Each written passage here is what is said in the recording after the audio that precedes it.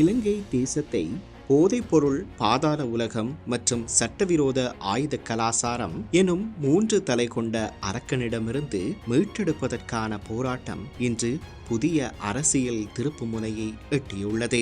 பல தசாப்தங்களாக அரசியல் ஆதரவுகளாலும் ஊழல் அதிகார வலையமைப்புகளாலும் சர்வதேச குற்ற சங்கிலிகளாலும் பாதுகாக்கப்பட்டிருந்த இந்த இருண்ட பேரரசுக்கு எதிராக தேசிய மக்கள் சக்தி அரசாங்கம் முன்னெடுத்துள்ள நடவடிக்கைகள் சாதாரண சட்ட அமலாக்க நடவடிக்கைகள் அல்ல.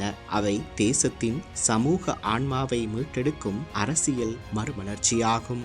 ஜனாதிபதி அனுரகுமார திசாநாயக்க தலைமையிலான அரசாங்கம் முன்னெடுத்துள்ள முழு நாடுமே ஒன்றாக தேசிய இயக்கம் ஒழுங்கமைக்கப்பட்ட குற்ற உலகத்திலிருந்து விடுவிக்கும் மக்கள் பாதுகாப்பு இயக்கமாக உருவெடுத்துள்ளது. 2025 ஆண்டு அக்டோபர் 30 முதல் ஆரம்பிக்கப்பட்ட இந்த நடவடிக்கை வெறும் குற்றவாளிகளை கைது செய்வதற்காக மட்டுமல்ல, எதிர்கால தலைமுறையின் வாழ்வுரிமையை பாதுகாக்கும் தேசிய பொறுப்பாக கருதப்பட வேண்டும். இந்த இயக்கத்தின் கீழ் இதுவரை மேற்கொள்ளப்பட்ட நடவடிக்கைகள் அதன் தீவிரத்தையும் பரவலையும் வெளிப்படுத்துகின்றன. ஹெரோயின் 1433 கிலோ, ஐஸ் 2008 கிலோ, கஞ்சா 40,755 கிலோ எனும் அளவிலான போதைப் பொருட்கள் கைப்பற்றப்பட்டுள்ளன. இவை வெறும் எண்கள் அல்ல, ஆயிரக்கணக்கான இளைஞர்களின் வாழ்க்கை விஷமாக்கப்படாமல் காப்பாற்றப்பட்டதற்கான சான்றுகளாகும். அதேபோல் இந்த நடவடிக்கையின் போது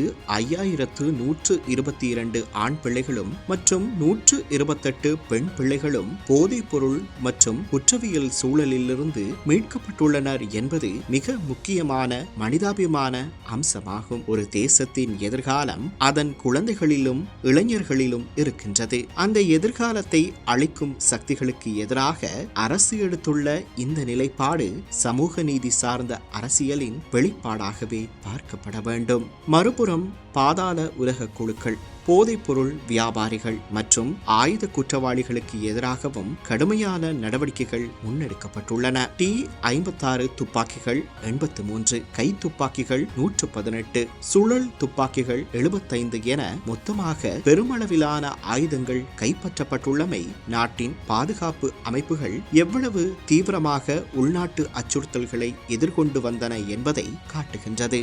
இந்த பின்னணியில்தான் இலங்கையின் பாதாள உலகத்தை நீண்ட காலமாக இயக்கி வந்த முக்கிய குற்றவாளிகளான அல்டோ தர்மே மற்றும் ஷிரான் ஃபாசிக் ஆகியோரின் கைது வரலாற்று முக்கியத்துவம் பெறுகின்றது.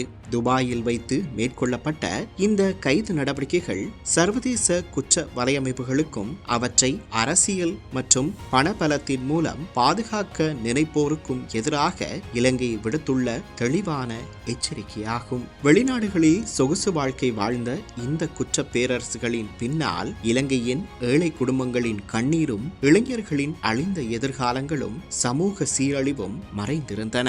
அரசியல் செல்வாக்கு, பண வலிமை மற்றும் குற்ற உலகம் ஒன்றோடு ஒன்று இணையும் போது ஜனநாயகத்தின் அடித்தளமே ஆபத்தில் ஆழ்கிறது என்பதை இந்த நிகழ்வுகள் மீண்டும் நிரூபிக்கின்றன.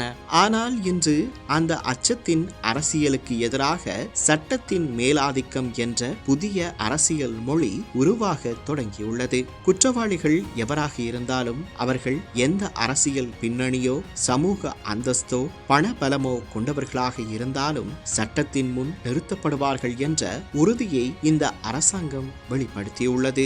இது வெறும் பாதுகாப்பு நடவடிக்கை அல்ல, சமூகத்தை மீண்டும் மனிதநேயத்தின் பாதைக்கு அழைத்து செல்லும் ஒரு அரசியல் மற்றும் நெறி பண்பாட்டு போராட்டமாகும். ஒரு குழந்தை போதைப் பொருளிலிருந்து மீட்கப்படும் ஒவ்வொரு தருணமும், ஒரு தாய் மீண்டும் நிம்மதியாக உறங்கும் ஒவ்வொரு இரவும், ஒரு குடும்பம் மீண்டும் நம்பிக்கையை அடையும் ஒவ்வொரு நாளும் இந்த போராட்டத்தின் உண்மையான வெற்றியாகும். இதனை திருவள்ளுவர் மிக ஆழமாக எடுத்துரைக்கின்றார். குடிபுறங்காத்தோம்பின் குற்றம் கடிதல் வடுவன்று வேந்தன் தொழில். மக்களை பாதுகாத்து குற்றங்களை ஒழித்து சமூகத்தை தீமையிலிருந்து காப்பது அரசனின் உயர்ந்த கடமையாகும்.